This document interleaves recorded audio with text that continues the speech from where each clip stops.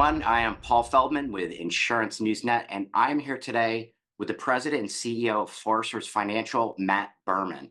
Matt, welcome. I'm Great to be here, really Paul. excited to have you here today. Yeah, thank you. Thank you. I'm excited to be here. So, Matt, you were recently named the CEO and president of Foresters. You were previously the president of the U.S. division. How does that change from your previous position? So, in my former role, I was actually president of the US and the Canada division. Okay. And so my line of sight was laser focused on the profitability of those two divisions. In this new role, the mandate is much broader. So we have a business in the UK. It's an investments business. So my line of sight now expands across our global footprint. And there's, of course, all of the additional functional areas, whether it's human resources, legal, finance, that now fall under my mandate. And you know, in some ways, it's a very natural and organic progression because so much of our business is focused on our US and our Canada footprint. And in certain ways, it's been a seamless transition where I have been intimately involved in the business planning and the priority setting of our North American footprint. But of course, now in this seat and engaging with our board of directors, engaging with all of our stakeholders across the globe in the UK, it has been a big step forward. So before we get into any other questions, tell us a little bit about your background for those that aren't familiar. You've had an illustrious career in insurance. Thank you. Thank you. Yeah, I've been fortunate to have to have seen the insurance business from both the property and casualty sector as well as the life and savings sector. Before coming to Foresters, I spent 10 years at AXA in the US business, which is now Equitable. And those were amazing years. The experience, the learnings I had. In many ways, it was a PhD in the life insurance sector, and it was an incredible journey. Prior to that, I spent most of my years on the property and casualty side, both on the principal side of the business, so more focused on the underwriting, and on the intermediary side. Those years in the property and casualty sector, I was focused on large commercial risk, looking at professional liability, directors and officers liability, errors and omissions liability. And, in the totality of all of it, it's given me some fantastic perspective on the movement of capital, the value of underwriting, and I think the immense gravity that we have as an industry to not only buoy financial markets, but providing a social good to all of our customers and our clients. So Foresters is a fraternal company. Tell us a little bit about what makes that different for those who aren't familiar. I'm sure there aren't many, but Yeah, yeah. No, when I was introduced to Foresters a number of years ago, I certainly did my homework as well. I think the best way to classify what differentiates a fraternal from other insurance companies, in the life insurance sector, you have stock companies and you have mutuals. I think the delineation is very clear. On the mutual side, the policyholders own the entity. On the stock side, you have shareholders. They could be public shareholders that invest and hold ownership of those businesses. The way I like to frame what defines a fraternal, in many ways, we look economically like a mutual, but what differentiates us, we are operating with mission, with purpose. There are fraternals in our ecosystem that have an affiliation to either religion or maybe cultural heritage. Foresters is unique in the fact that we are non-denominational. We don't have an affiliation to religion. We don't have an affiliation to any cultural heritage. Our North Star is simply enriching the lives of middle market families and their communities. And that of well-being has been part of our charter for 150 years. And what that means more economically or more practically speaking is that a portion of our earnings goes back to our members. And it goes back to our members in the form of benefits. Now, those benefits could be scholarship opportunities, granting opportunities. We have invested in wellness platforms. Again, the nexus of enriching middle market families and communities has always been around well-being for 150 years. And it has been a very interesting differentiator for us. I like to say, as a 150-year-old organization, we have a lot of history, but it was founded on the foresight of almost the 21st century charter. When you think about the importance of purpose, of social well-being, these are elements of our organization, elements within our DNA that have been alive and authentic for a century and a half. So you guys have a 150-year history. What does your future look like? What are you seeing right now? Like where are the hot buttons? Yeah. Well, I'm positive we'll be around for another 150. It's it's been amazing and to some degree serendipitous that I'm in the seat at this very unique moment. And as you can imagine, focusing on our future is front and center. Um, as I had mentioned earlier in this conversation, being a part of this organization for 7 years, having been involved in a number of functional areas, most recently running our US and Canada division, I've been intimately involved in setting our strategy and building our business planning. So one, I'm not looking to make any extraordinary pivots. My guiding compass has always been sticking to the fundamentals. Mhm. And I think what that means for us, what that means for me in terms of my personal priorities, one, it's preserving our culture. I take a lot of pride in the culture that we've built. Culture doesn't happen overnight. It's the aggregate of generations of leaders and individuals contributing to our experiences collectively. And when I think of culture, one, it's a culture of purpose. It's about our membership. It's about giving back. And as an organization that looks to optimize our earnings, I think about that in the context of being able to give back to our members. And that's just front and center for me every single day. Uh, we've prided ourselves as an organization, we're a mid-sized business. Our ability to collaborate, to work well together and be resourceful has just given us a lot of wind in our sail. And that's, again, front and center as I think of culture. But in terms of more practical or let's say business focused priorities, for me, we continue to invest in technology. I'm a big believer that technology is a key enabler of all of our stakeholders, whether that's our employees, whether that's our advisors, or our members. And I've been resolute in thinking about our strategy to say the process, the experience that our stakeholders have with us is in fact a product in itself. When you think about financial services organizations, everyone gets hyper-focused on the product we deliver. And that's important, that's critical. But I'm also a believer that it's the experiences you provide. That in itself is an offering like a product that we may underwrite.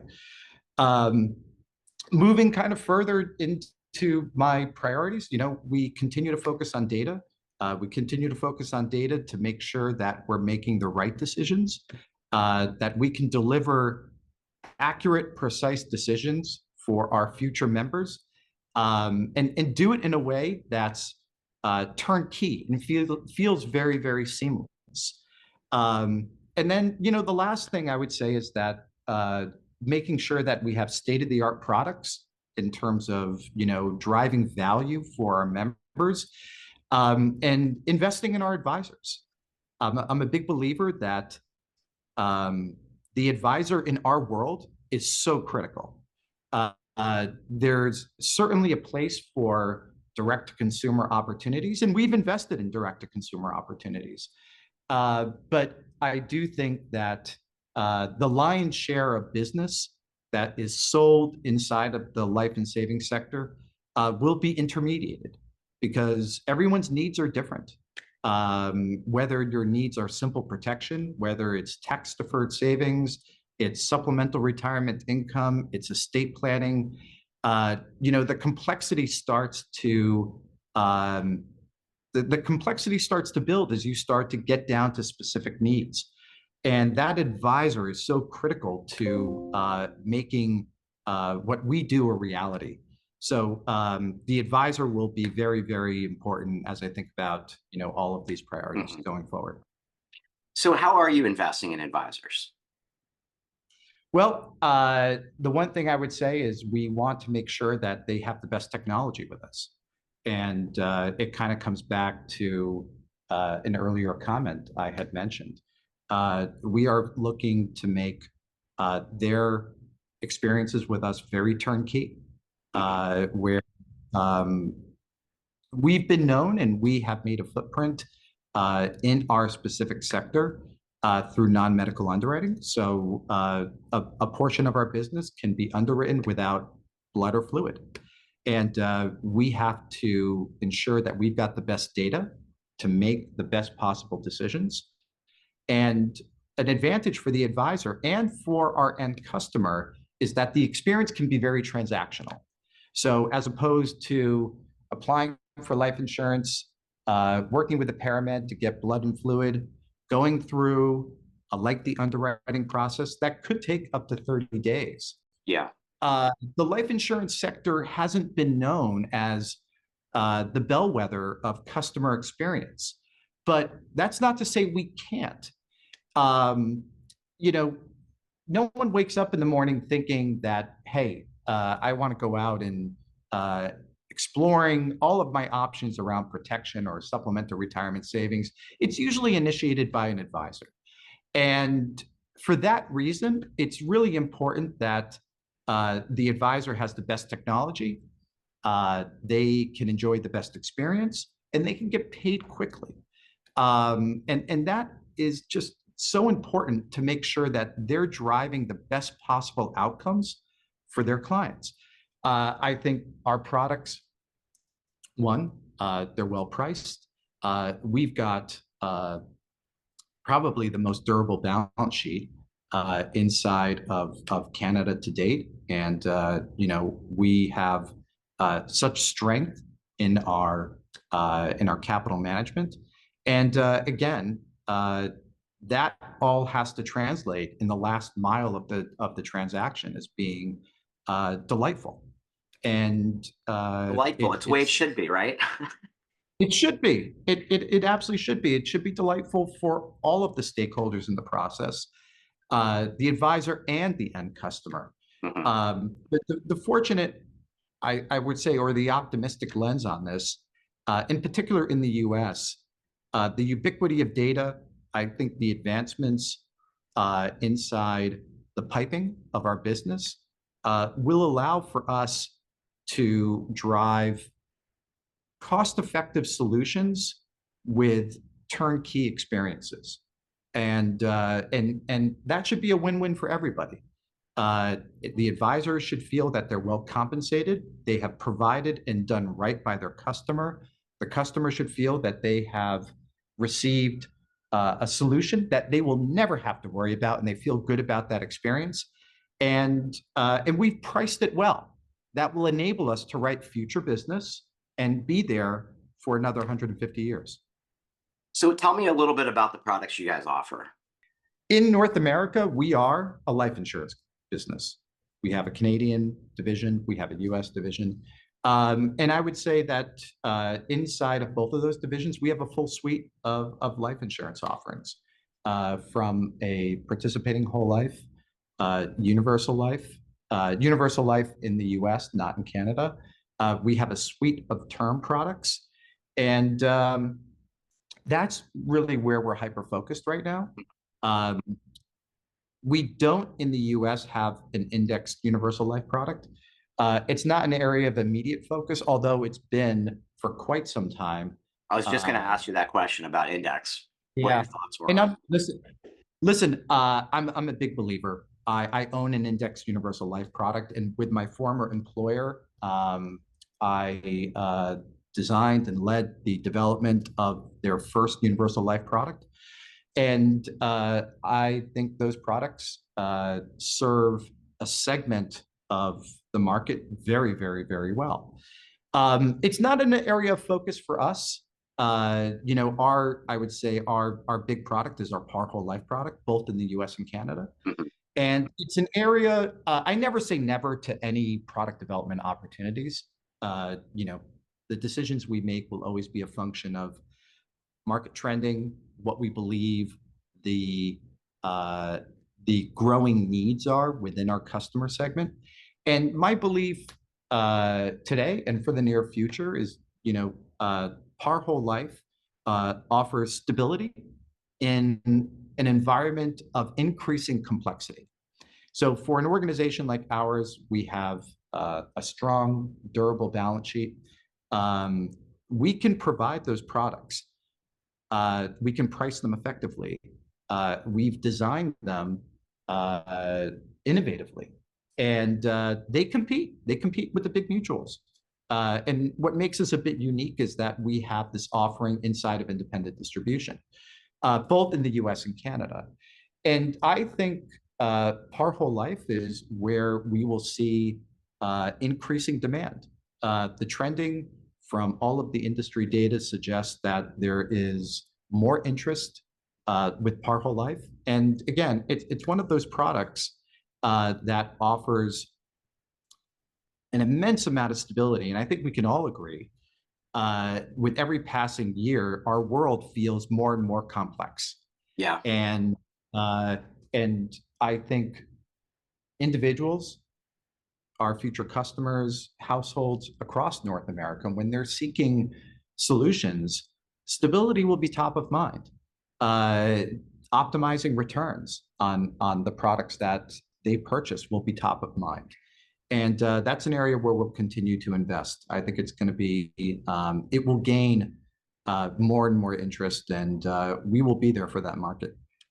Yeah, it is interesting, like how it's kind of come full circle. Everything Yeah, was UL when UL came out, that's and right. That's and right. then back in the '80s when they came out, they had high interest rates, and That's right. and they all blew up.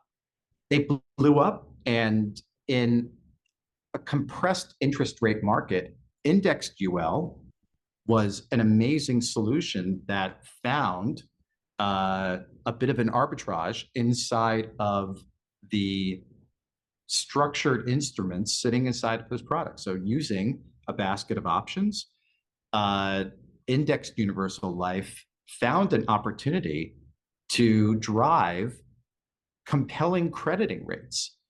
And now, as our world has become even more complex, you're seeing interest rate volatility, equity market volatility. Uh, you know, we are dealing with existential risk with climate change, geopolitical movements. Everything is connected. It will connect back to our markets. And to your point, and I think it's an astute observation, it's been my guiding compass to stick to the fundamentals. Yeah. And I believe that staying steady on those fundamentals is the right path, especially for a company like ours, or I would say for companies inside of the sector. We sell long duration promises, so we have to think about longevity. We have to think about the long term. The decisions that we're making today, the decisions I'm driving inside of our strategy, I'm not, I'm always thinking about quarterly earnings, our annual earnings. We have to, but I'm always thinking about planting the right seeds for the individuals that will inherit this business and the individuals that will be paying the claims for those customers that are onboarding today. That's just so critical to being a steward of an organization like ours. It is interesting, like I was saying, as is how some of the mindset is starting to change. How do you change it even more with, the independent marketplace that oftentimes chases the shiny object and the lowest rate or the highest return? Yeah, listen, this is evolution, not revolution, right? And when you're working inside of the independent distribution market, you are working by and large with a population of incredible entrepreneurs. And as we know, what makes those individuals successful, they do their homework. They will have a point of view.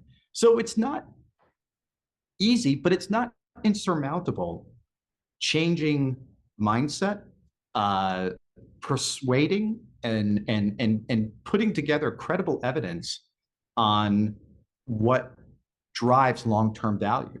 And I think this speaks to our incredible sales force, our marketing team, our product management team, where back to the comment that I made about investing in our advisors, every week our sales organization will be hosting webinars, we'll be hosting in-person uh, learning sessions on our product portfolio. We'll be talking about industry trends. We'll talk more holistically about what you can expect from a product category.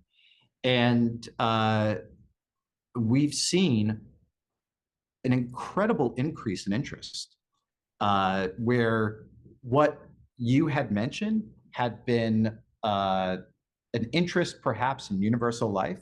We're seeing now more of a pivot looking at our Par Whole Life products. And again, the hallmark on our narrative has been around stability. Which it should be. And And it has to be. yeah.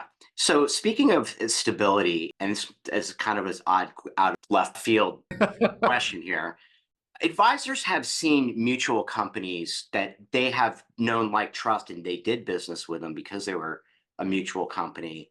Sure. And we've seen them demutualize and become stock companies. Is there a difference with a fraternal company that wouldn't consider that because it's a fraternal company? Yeah. Now you're getting into complexities around our Constitution, and we have a large governance system inside of what I will call our ecosystem. Mhm. So within our membership ecosystem, uh, we have leadership through branch councils, branches all across the globe. And that leadership escalates up to members that actually sit on our board of directors. So one, I would say I don't foresee any change in our composition at all. Yeah, I'm not saying, We will yeah, I be, wasn't suggesting that, but I was just asking, yeah, we is will there a be, difference? yeah, we will be a fraternal for another 150 years. But in terms of that construct, a demutualization, it would be very different on our end. Um, but you're right, there has been a trend towards demutualization. I haven't read of uh, recent No, transactions, but I, you're right. yeah. They have occurred. But I, I find our structure again uh, to be one unique. And again, I'm forever fascinated by the foresight of our founders thinking about this charter to enrich the well-being of middle market families in their communities. Uh, as I'm sure you've seen, many organizations, not necessarily life and savings or property and casualty insurers, but organizations around corporate North America are embracing this concept of social responsibility and purpose. And, I laugh a little bit because I feel like folks have got newfound religion on this topic of purpose. And this has been in our DNA for 150 years. Mhm. And I think not only does the structure enable financial strength, it allows me and my executive team and all of our employees to think equally about the long term and the short term. So we're not handcuffed to Wall Street or analysts thinking about, hey, where do earnings per share land this quarter, that quarter? Hey, sometimes you've got to plant the seed for something that may not be immediate, and we can do that inside of our construct. But I think what makes us even more unique inside of this fraternal framework, again, it's our ability to earmark a portion of our earnings, bring it back to our membership, and and make sure that it's complementary to the products and offerings we provide. I'm a big believer that, at our core, what differentiates us in this fraternal world, we were founded on volunteerism. In any given year, what you'll see is that we are supporting granting. We're out in the field with advisors and members doing playground builds, and that sense of well-being is powerful. I believe it elevates mortality in terms of longevity and better health outcomes. And what's interesting, Paul, about a month ago, Oxford University came out with a research study. And that research study pointed towards wellness programs that corporations are now finding religion on supporting. And the study said that as far as well-being, mental health, individuals that participate in these programs see no benefit compared to individuals that don't participate in these programs. But the one area that the study cited as having a powerful impact on well-being was volunteerism. And it kind of shook me to my core reading this because, again, this is what we've done for 150 years. In addition to the benefits that we provide that supplement the products we sell, through our whole branch governance with our member leaders, our branch counselors, we're out there in the field doing good work. You visit our website, you look at our annual report, you'll see a lot of those examples. And, I've always felt personally that it's important to do something beyond yourself. And working at Forrester's has enabled me to do that. Yeah, I like that. Well, Matt, this was an amazing interview. I really appreciate your time. I wish you the This best is of great. luck in your new role. Thank you so much. Thanks so much, Paul.